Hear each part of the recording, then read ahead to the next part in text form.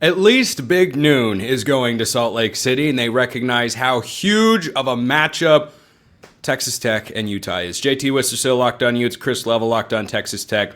Here to break down the big game. I'm conflicted in this one, fellas, because I rode the Utah wagon for a second straight year. I feel pretty good about that right now. On the other side, I'm like this close to abandoning Oregon and just becoming a Texas Tech fan at this point because I've given them so much praise in the offseason. So, JT, I want to start with you. Your confidence level that Utah wins this game is what? I'm feeling good. Percentage-wise, I'll go 60% Utah. I think it's a really good Tech team. That being said, when Utah has their projected starting quarterback, Spencer, you did a good job highlighting this earlier in the week. They just have not lost a true home game since 2017. The losses last couple of years, backup quarterbacks, and even the other losses, COVID losses. This team is just really hard to beat at home, even though it's an early kick. Devin Dampier looks as advertised, and at the very worst, he's a clear upgrade over Isaac Wilson. Do think it's a top 5 offensive line in college football. One of the best run games in the country. Tech actually has one of the best run defenses, so that's going to be a really fun matchup. But this Utah defense, Utah hasn't played good teams, but they've beaten them like you should badly when you are a good team. Love the way this Utah defense is playing. I think it's going to be a fantastic matchup on Saturday. Chris, it's kind of the same story for Texas Tech, right? They have looked the way you would want them to in a season that has legitimate Big 12 title and playoff aspirations in Lubbock. Yeah, I think, we don't know anything about either one of these two teams. That's just, I think that's point blank. I think you've played glorified scrimmages. I'm not so sure that Oregon State couldn't have beaten UCLA. But I think Wyoming is probably the best team that either one of these two teams have played. I think Utah clearly has a better resume than Texas Tech at this point because 2 of those games have been on the road. This is Texas Tech's first road trip. But what gives you confidence if you're Texas Tech is you've got a starting quarterback that's played in this league for a long time. He's 17-4 as a starter in games that he started and finished.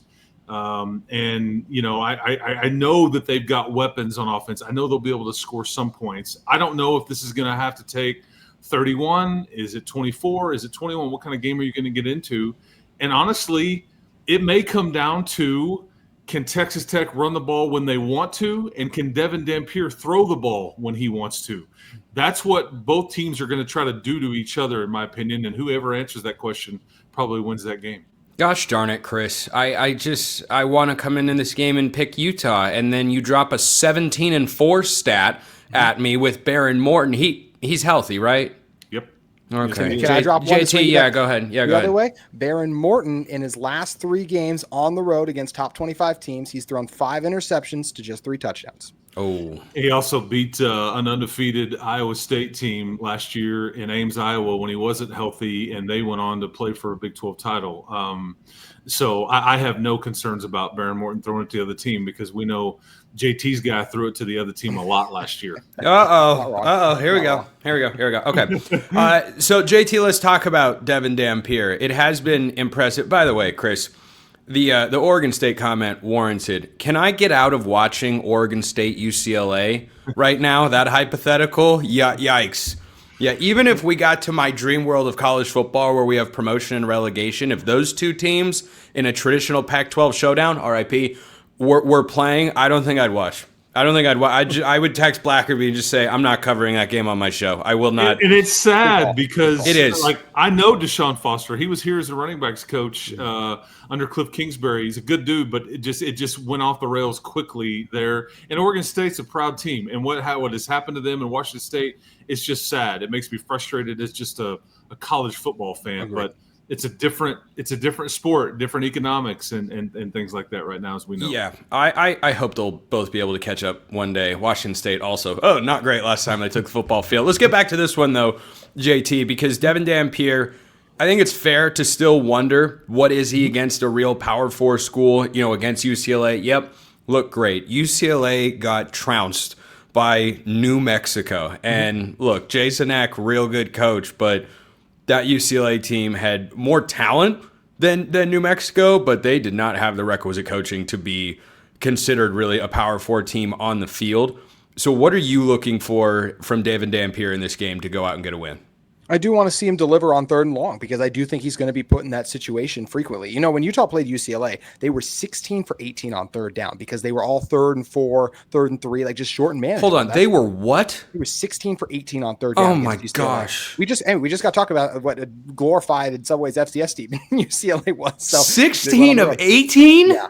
Yeah, it's and Spencer too is where that offensive line comes in. Like everything's available when you're in 3rd and manageable. This is a really good Texas Tech defensive line. I said it earlier, but this is a top 5 run defense, and Utah has a top 10 run offense. So I think that's going to be a fascinating matchup to watch. And I do think there's going to be times where Tech wins the line of scrimmage 2 plays in a row. So then you are in 3rd and long, right? And then it becomes, hey, these transfer wide receivers, your tight ends, these guys who have not proven it against a top 25 caliber defense, which Texas Tech clearly has. Can they make plays on the outside? I think Utah will get just enough plays from them, but that is clearly a question that this team does need to answer. Chris, the best way to disrupt any quarterback in the history of the world is get him under pressure. One reason I was bullish on Texas Tech as my preseason number 1 team power ranking in the Big 12 is that they beefed up their defensive line in the transfer portal. Do you feel good about how that unit is playing going into this matchup? Yes, but it's all about context and who they've gone against. But yeah, Romello Height and David Bailey, I think they've totaled 30 quarterback pressures in 3 games, and they've only played 7 quarters of the season so far.